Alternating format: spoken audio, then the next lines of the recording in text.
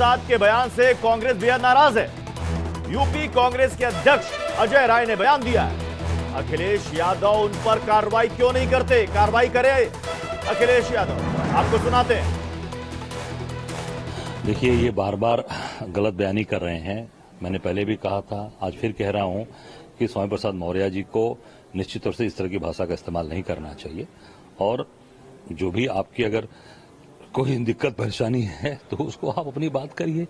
मैं समझता हूं किसी धर्म, हिंदू धर्म के बारे में बोलना ये पूरी तरीके से गलत बात है। इनके खिलाफ हम अखिलेश जी से भी आग्रह हम लोगों ने पहले भी कहा था, आज भी, कि ऐसे निश्चित इनकी जो बदजुबानी है इस पर जरूर कंट्रोल करना चाहिए और इनके ऊपर जरूर कार्रवाई करनी चाहिए। सैयद जवाद, कांग्रेस कह रही है कि अखिलेश यादव कार्रवाई क्यों नहीं करते? बार बार ऐसे बयान स्वामी प्रसाद मौर्य की तरफ से आ रहे हैं, यानी चिंता सबको है कि 24 के चुनाव में इससे बड़ा नुकसान हो सकता है, डेंट लग सकता है। बहुत बहुत शुक्रिया प्रत्युष भाई।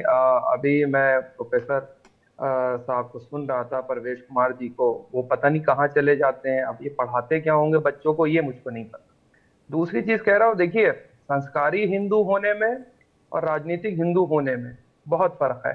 अभी देखिए, भारतीय जनता पार्टी के समर्थक यहाँ पर प्रोफेसर साहब पूछ रहे थे, और मैं इनसे पूछ लेता हूँ कि उत्तर प्रदेश के यशस्वी हिंदू हृदय सम्राट माननीय योगी आदित्यनाथ जी क्या कर रहे हैं? खामोश बैठे हुए हैं। कार्रवाई कौन करेगा? कार्रवाई क्यों नहीं होती उनके ऊपर? अगर यही कोई बयान कोई दूसरा दे लेता है तो फौरन जो है उसके खिलाफ कार्रवाई होती। और पूछिए भारतीय जनता पार्टी से, संघमित्रा मौर्य से, कि भाई ये पिताजी जो तुम्हें ये जो बयानबाजी कर रहे हैं इसका समर्थन करती है नहीं करती है? अभी भारतीय जनता पार्टी के लोगों को पेट में तकलीफ होने लगी, वो तो सांसद है ना भारतीय जनता पार्टी की। तो एक बार उनसे भी बयान लिया जाए, क्या आप अपने पिताजी के कहे हुए कथन के कितना सहमत हैं? तो भारतीय जनता पार्टी के लोगों के मुंह में दही जम जाती है। साहबजादी उनकी, अच्छा, यही उदयनिधि स्टालिन ने भी बयान दिया था, और माननीय प्राइम मिनिस्टर साहब, प्रधानमंत्री जी स्टालिन साहब का हाथ पकड़े हुए थे G20 के अंदर। उनसे पूछते कि भाई साहब, ये तुम्हारे साहबजादे दिन रात बयानबाजी करते हैं, मैं तो हिंदू और मुसलमान और सबकी तमाम वो तो बात करते हैं, क्योंकि माननीय प्राइम मिनिस्टर साहब तो भाई साहब कपड़ों से पहचान लेते हैं लोगों को, यहाँ पहुंचाने में देरी हो गई। अच्छा, ये घर वापसी गैंग वाले बैठे हुए हैं, ये लोगों की घर वापसी करवाते हैं। भाई साहब, स्वामी प्रसाद मौर्य इतने साल तक रहे, मंत्री भी रहे, उनकी घर वापसी नहीं करवा पाए, उनको नहीं समझा पाए, और दिन भर जो है एक अपना वो चलाते रहते हो प्रोपेगेंडा नैरेटिव कि घर वापसी। भाई साहब, उन्होंने घर वापसी करी नहीं करी, वो तो छोड़ करके भाग गए। जब यहाँ आके मानसिकता इस तरीके की आप डेवलप कर लेंगे कि नहीं, सैयद जवाद, एक सवाल और भी आपसे समझना चाह रहा हूं। अब तो विवाद सुलझ गया, लोगों ने क्या कहा था, दोनों पक्षों ने कहा था ना कि भाई सुप्रीम कोर्ट पर हमें पूरा भरोसा है, जो फैसला आएगा मानेंगे।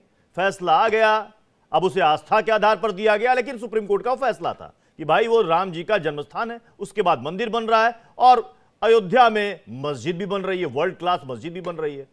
तब ऐसे में शफीकुर रहमान बर्क का बयान, ऐसे में स्वामी प्रसाद मौर्य का बयान, और ऐसे में और भी कई ऐसे मौलानाओं का बयान, मैं कह रहा हूं क्यों, क्या जरूरत है? सुनिए, सुप्रीम कोर्ट ने यह भी कहा था कि मस्जिद को तोड़ा जाना जो है क्रिमिनल ऑफेंस है, यह भी कहा था। और सुप्रीम कोर्ट में यह भी कहा गया था, इस चीज का कहीं पर भी साक्ष्य नहीं मिलता है कि तोड़ करके मस्जिद बनाई गई। बताइए क्या करेंगे उसके लिए? कितने लोगों को सजा हुई अभी तक? अभी तक कितने लोगों को सजा हुई? वो तो सत्ता की मलाई चाट रहा है। और 1989 के अंदर मैनिफेस्टो के अंदर डाल करके राजनीति